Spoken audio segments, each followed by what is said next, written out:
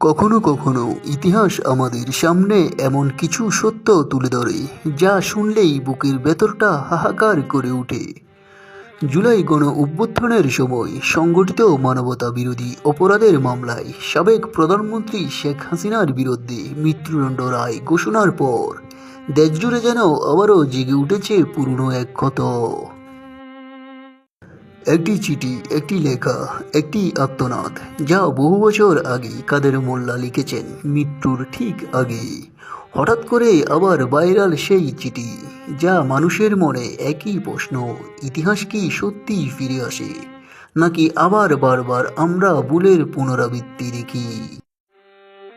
সোমবার রায় ঘোষণার পর সামাজিক যোগাযোগ মাধ্যমে সবচেয়ে বেশি শেয়ার হওয়া পোস্ট ছিল ডাকসুর সাবেক এজিএস মহিউদ্দিন খানের শেয়ার করা সেই চিঠি, যার শিরোনাম ছিল অবিচার থেকেই বিচার। তিনি দাবি করেন এটি কাদের মোল্লার নিজের লেখা।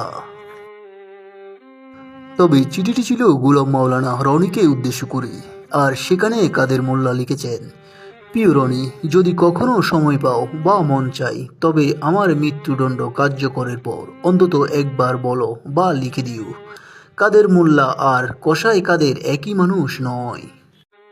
সেই একটি চিঠি এখন রাজনীতি, আদালত, মানুষ সবাইকে নতুন এক বিতর্কের কেন্দ্রে দাঁড় করিয়েছে, যেন এই দেশের বিচার, রাজনীতি আর স্মৃতির উপর আবারও এক অদৃশ্য ঝড় হয়ে যাচ্ছে।